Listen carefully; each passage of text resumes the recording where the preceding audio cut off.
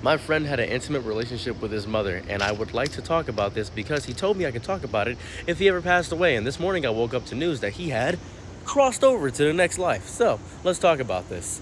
My friend, I went over to his house. He lived in Knockemstiff, Ohio. Knockemstiff, Ohio doesn't have that big of a population, so anybody that's watching this in Knockemstiff, you'll know who it is. So afterwards, I discover after arriving at his household, I see that he gives his mom a kiss on her cheek. And I say, oh, that's pretty okay, all right. Most people give their mom a kiss on the cheek. That's pretty cool. Then his mom gives him a kiss on the lips. That confused me a little bit, but, I've seen crazier things. I've been to France before. I know what's going on. So, after this whole debacle happens, he says, hey, man, we've known each other for quite some time. That's not true. I've known him for a month. It's not been quite some time, but men have very intimate connections with people they've known for a short amount of time. Ask any woman on the planet. Now, he said, me and my mom would be getting down and dirty. I'm thinking he's talking about cooking, maybe even hiking, maybe even gardening, something of that variety. He said, nah, I just need somebody to tell you somebody just because it feels like taboo. Me and my mom, we're very connected. I said, connected? Okay, like Bluetooth? Okay, we connected. Do Siri. He said, no. I said, He said, we're connected. Like, I'm with her. After my dad passed, she didn't have a man. I said, oh, hold up a second. Whoa, hold up a second. Whoa. He's telling me some nonsense. He's telling me something that's only known for Alabama. We're in Ohio. I'm really confused. He says, yeah, my dad passed away, and I didn't want my mom to be lonely. I didn't trust no men, so I took up the mantle. I said, oh, okay. Well,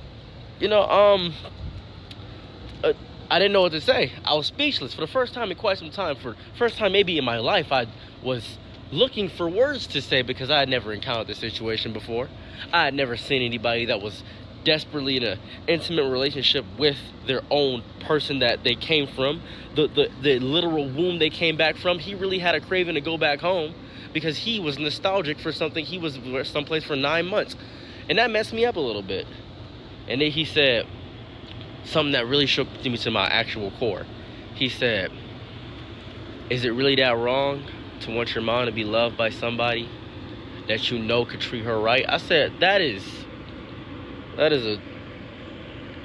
don't know I don't know what to tell you, man. That's a sentence. And his mom came in. I thought he was playing her. I thought he was pulling some joke on me.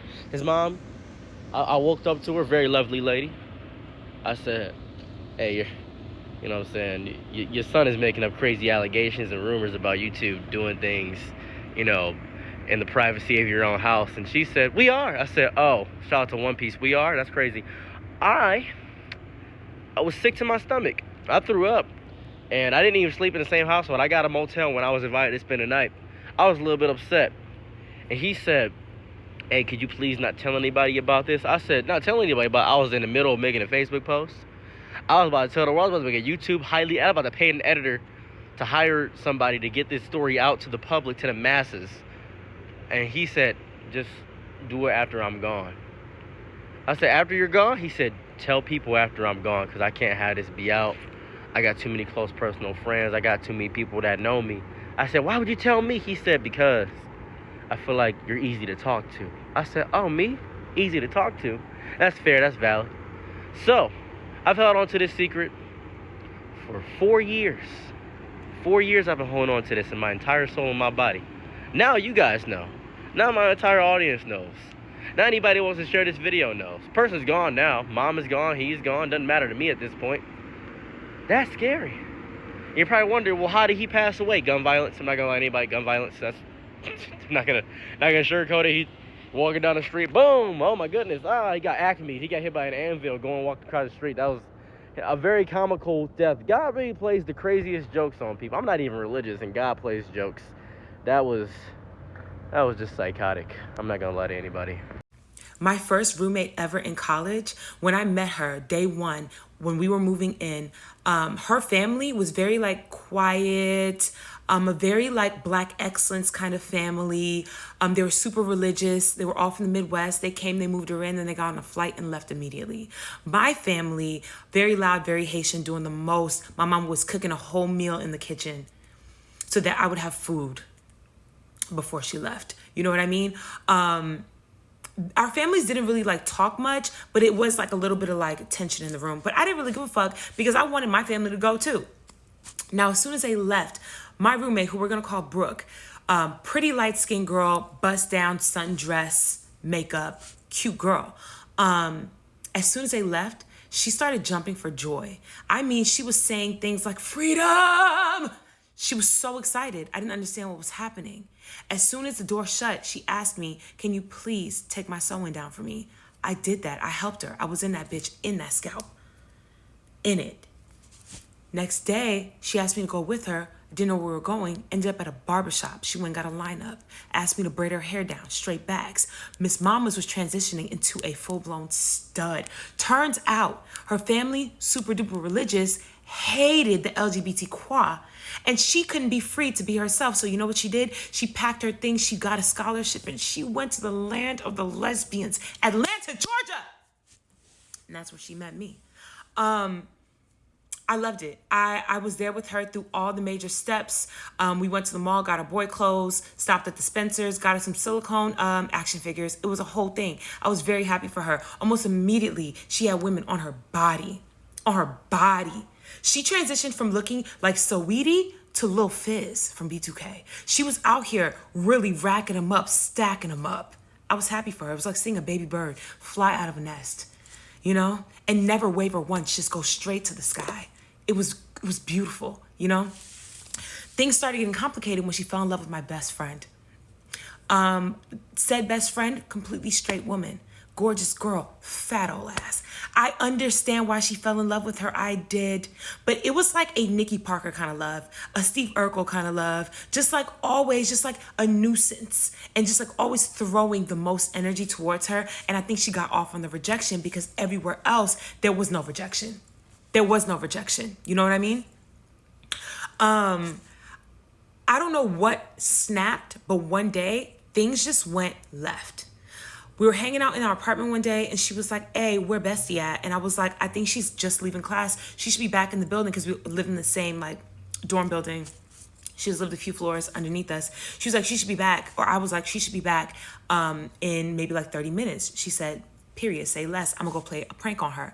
And I told her, please leave her alone. I always did. She never listened. It's fine though. Y'all are grown. She leaves the apartment. Maybe like 2 hours go by. It was a minute goes by. I don't hear nothing from her or Bestie. I hear a at the door. It's my roommate. She is white as a sheet, y'all. I'm talking brawny, all right? She is foaming at the mouth. I see her run straight to the kitchen sink. She starts spitting like she's gonna throw up. Traumatized. I say, "What's going on, baby girl? What's happening?" She tells me that she went to my friend's room, knocked on the door. The roommate was leaving to go to class herself. She let her in because she told her, "Hey, I just left something. I'm gonna go grab it and leave." She knows her. She sees her all the time. She trusted it. She got into the room and she immediately snuck up under my bestie's bed and hid there. She said that she was waiting for her to come into the room so she could jump out and be like, "Ah, I love you." Mm-hmm. Ah, weird. So when she does this, a few moments later, my best friend really does come into the room, but she's not alone. No, Bestie bagged her a man. She brought her little boo thing into the room, and they wanted to get a little quick smash bam boom in before the next class. My roommate was up under that bed the entire time, y'all. I'm talking the middle beam of the bedpost was just tapping her forehead with every stroke. You know? Oh my God, I know that hurt. She was getting surround sound of my best friend saying this man's name. Just surround sound. And I was bouncing off them brick walls. Woo! Yeah.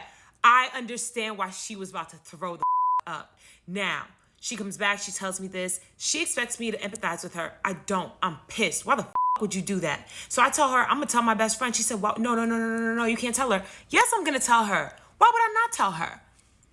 I did it. She didn't like it. It is what it is. You got to get over it. I'm a girl's girl. That's my best friend. I'm going to let her know. Things get even more complicated because now she hates this man. She refuses to let him into our apartment. We have kickbacks often. It's people, it's cards, it's liquor, underage drinking. I know, sue me, I'm sorry. Don't be like me, clearly. And one day he shows up. She tells him he gotta go. I tell her, you gotta relax. It's my apartment too, and he can stay. And she says, all right, say less.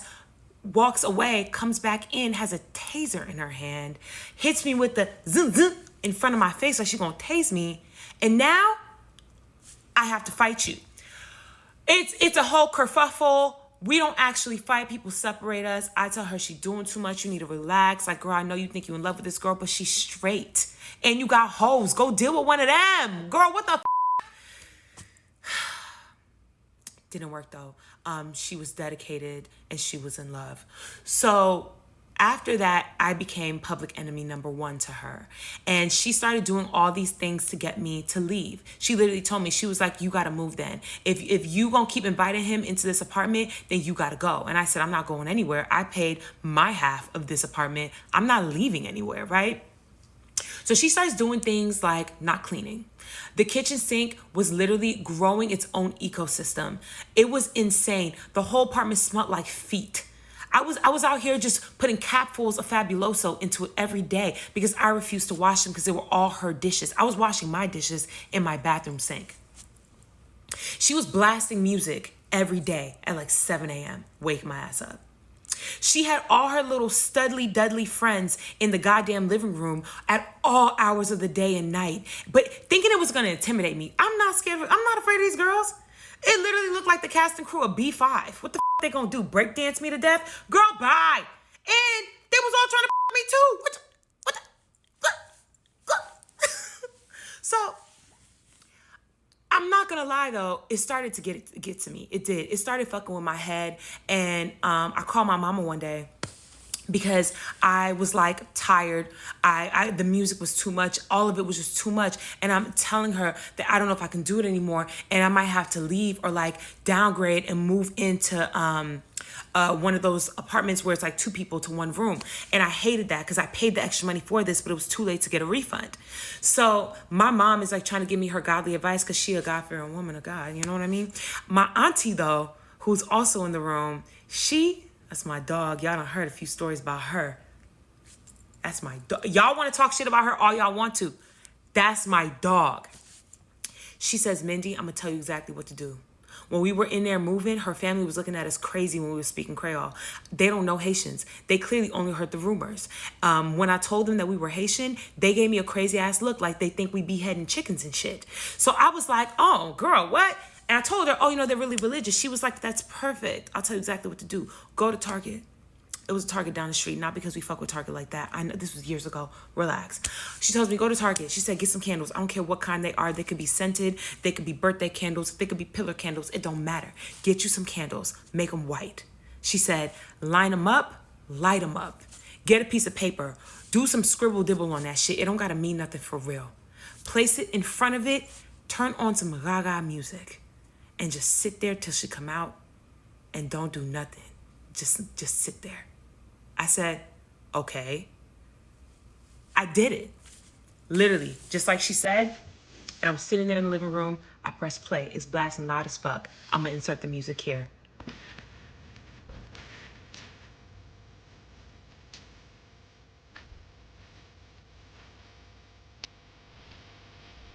Oh, she was scared. She was scared, y'all. 2 weeks later, she was out that bitch. I had the apartment by myself for the rest of the goddamn semester, throwing all the kickbacks I wanted.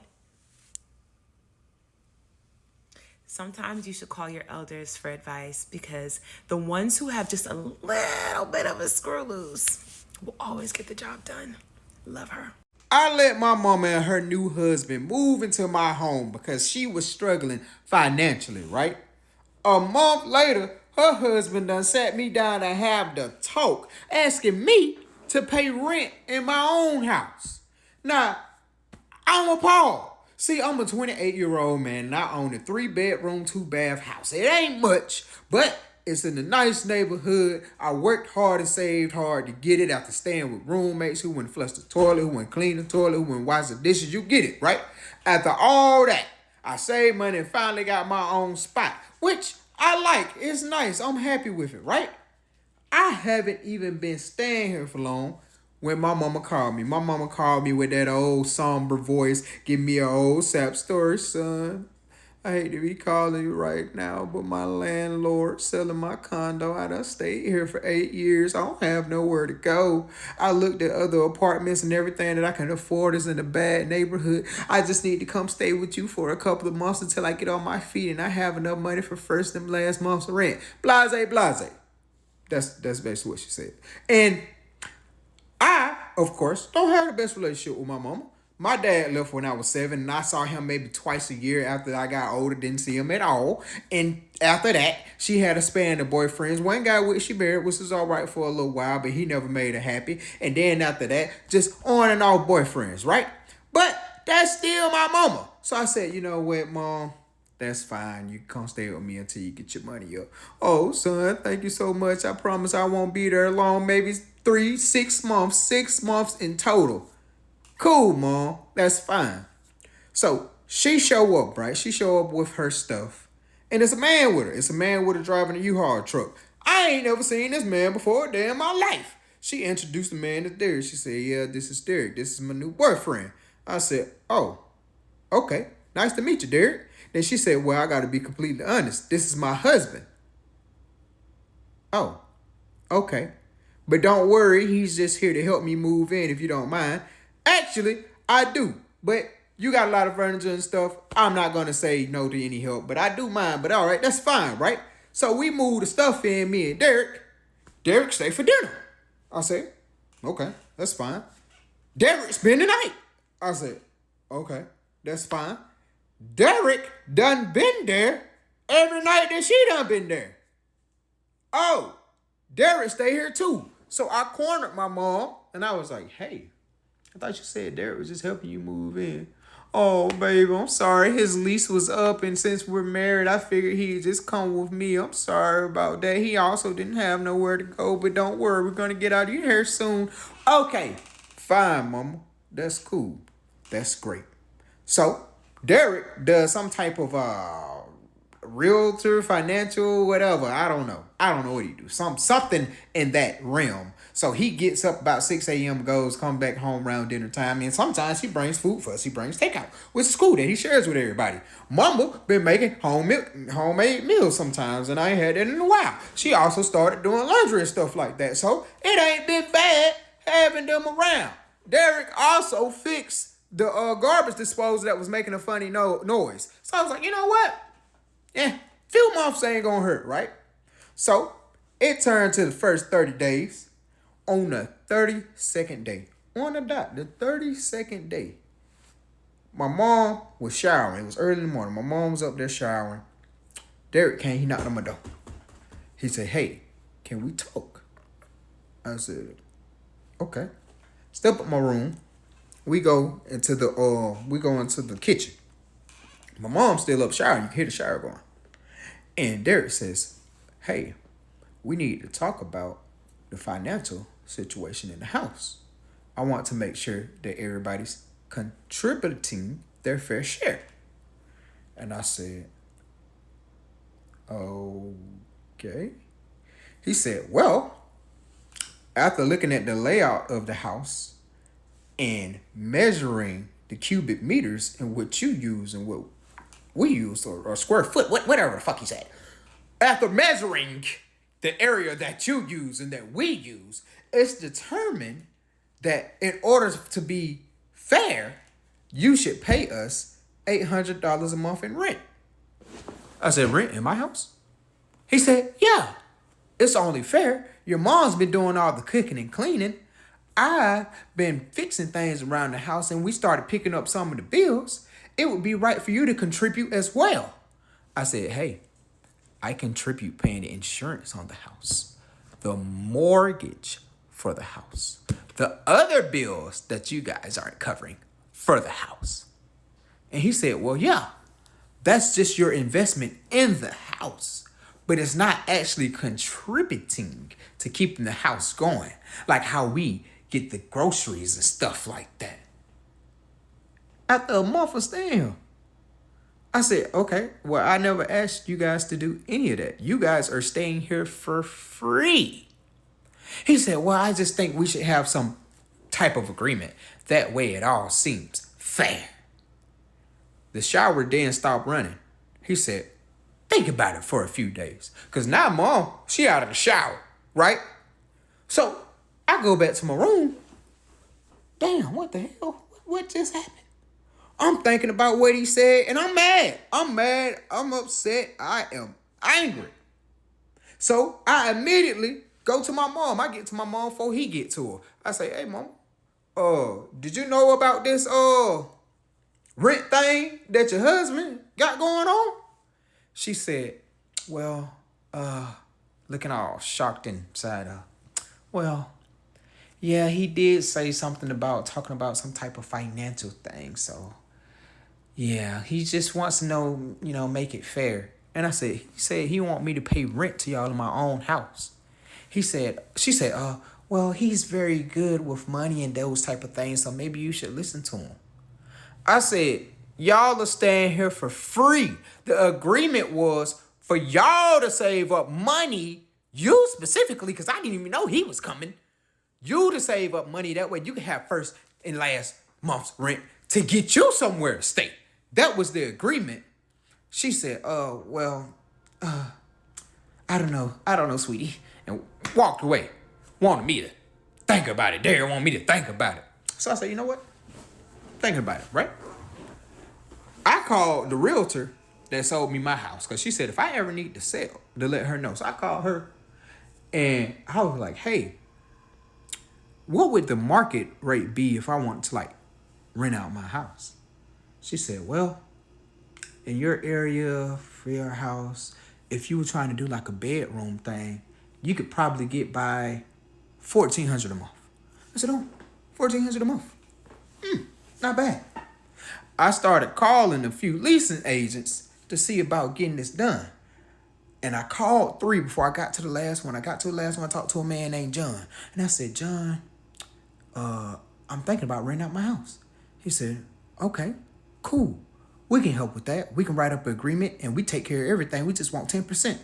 And I said, okay, well, I already got some tenants. He said, oh, that's even better. We can, write it up if you got tenants that's our standard.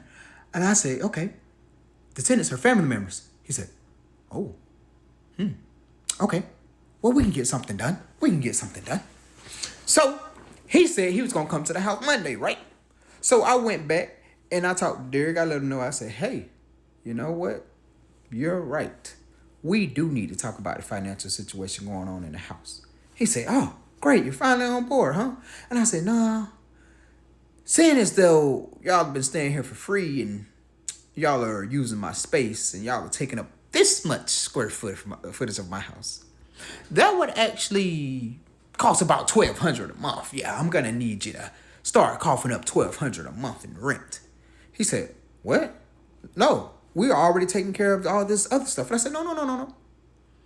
I was taking care of that stuff before y'all got here, and I can take care of it even while y'all are here. However, since y'all aren't saving money, since y'all putting so much toward the bills, and y'all staying here for free, I figured, I'd look around and see, the market value going around, and yeah, $1,200 seems about right. He said, well, me and your mother, we're going to have to talk about that. We're going to have to think about that. Yeah, Derek, think it over. You got a couple of days. So, after that, the household seemed a little cold. Nobody was talking. Nobody was making dinner anymore. It was just basically strangers living in a house together, right? Monday, guess who showed up? John. So, I went and got Derek. Went and got my mom. And I said, hey, I got somebody here ready to speak to y'all. John came in. He said, hey, how's everybody doing? I'm here to discuss the rental agreement. Derek said, huh? What? We never talked about a rental agreement. And I said, oh, no. Remember how you were saying, things need to be financially correct between everybody and that we need to get some type of rent established? Yeah, he's here to do that. Hi, my name's John. Listen, fair market value around here, $1,400. I heard you guys are looking to rent the master bedroom. Derek says, 1,400? What? Thought it was 1,200. We can't afford that. And I said, oh, no. Don't worry, don't worry. I'm here to look out to make it fair. 1,200, John, 1,200. Yeah, for the master bedroom, you know, they can have the bathroom and everything else. It's like a common area. Oh, okay, great. Well, yeah, we're here to set it all up for you to make everything official. And then Derek says, we don't need anybody to make it official. This is a family matter. John said, oh, no. When it comes to this, we are the best. I love John, by the way. We are the best. See, it's hard when it's between family members to make it all fair and put everything down. That's where we come in as the middleman to basically make a fair agreement and make sure everybody's on the right page, because it's hard to mix family and business. Man, that boy need a raise. Derek said, choked up. Him and my mom started bickering back and forth. And Derek says, don't worry, we don't need it anymore. We'll get out of your hair. I looked at Mr. John, gave him a handshake, thanked him for his time, gave him a little tip. He left. That was Monday. Friday, that same week, they were gone. Now, I don't know if I like how quiet the house has become because I've gotten used to all the chatter and commotion, but it does feel good not to have to pay rent in my own house. I don't mess with guys who don't eat kitty kitty meow meow, because one time I went out with this guy who was a promoter, and he was like, hey, I want to take you out on a date. And I was like, cool, that's what's up. So I had him meet me at the Jaspers in Largo because I don't like people trying to come to my house because I'm a thief. And so he met me at Jaspers, and when we go to Jaspers, I was like, okay, where do you want to go? And he was like, oh, I want to go to the spot in College Park. So we go to College Park, and the spot is really his house. So I'm like, okay, whatever. I don't mind it because I'm ovulating and I'm feeling like a dog at this point. So we get into his room, and, you know, we're chilling, we're touching and everything like that. So I lean back so he can start eating kitty kitty meow meow. And he was like, oh, no, I don't do that unless you're my girl. So I'm instantly turned off and I'm annoyed. So I'm like, yeah, I want to go home. And he's like, oh, all right, like, hold on. And he goes into the next room. And then when I look to my right, I peep that there's a whole bunch of money because he's a little fake promoter. So I decide to take a stack of money that's off the top, put in my purse, and I just leave his apartment. And I start booking it because the apartment, the way it was shaped, the building, the way it was shaped, it was like it was locked unless somebody let you down or whatever. But I took the steps and then somebody let me out. So then I started booking it all the way to a hotel that was like up at the corner. And then I called an Uber from there, and I got home. And then he texted me and was like, oh, you're wild for that, for leaving. And then he texted me a little bit later and was like, hey, did you take some money from my house? And I didn't say anything. And he was like, oh, I'm going to just check the cameras. So then I blocked him, and then he texted me from a text now number, and he was like, you just told on yourself. I don't even have cameras, but that's how I know you did it, and that's why I'm going to get somebody to come F you up. But I was like, find me, and I knew he wasn't going to be able to find me. So then 2 weeks later, I go on a new date, and I have the guy meet me at Jasper's, and he was like, yeah, we're going to go to this cute little quick kickback. We go to the kickback, and then lo and behold, he knows the guy, or they're in the same circle. So the little promoter is there, and so he starts spazzing on me or whatever. And I'm just like, oh my gosh, like acting like I don't know this guy. I'm like, someone please get this black guy away from me. I'm so scared. You know, I'm trying to pull the whole light skin in distress type situation. And it totally worked because the guy I was with was like, oh, he tripping. So the dude grabs my purse. But lo and behold, that was my favorite rainbow purse. And it had nothing but my rainbow lip gloss and an ID that was expired. And so he's just like, yeah, like he just snatched the purse thinking I would have money in it. But I never carry money when I go on a date because why would I? So I'm just crying and I'm like, let's leave. So I get the guy to leave. And he's like, what was that about? And I was like, that's the guy that's been stalking me. And I'm so upset because I had my money in there. You remember I was supposed to go to the bank. So I'm trying to like low-key gaslight this man and make him remember that I told him I needed to go to the bank before I date, which I did say that, but I had already went to the bank. So he was like, yeah. And I was like, oh my God, I need that money for my son. I can't believe he has that. Can you go back and fight on my honor? So the guy was key a scary person. So he was like, nah, but he was like, you know what, I'm gonna help you out. So he goes to the ATM and then he comes back with a measly $600, and he was like, this is all I got. So I'm just like, oh man, I guess I'll make it work. I'm gonna figure something out. So I just started bawling, crying. So he felt bad. So I didn't even want him to touch me. So he was like, where can I drop you off at? I was like, hey, take me home. Low key, it wasn't my house. It was another guy's house that I really liked, and I was gonna go chill with him.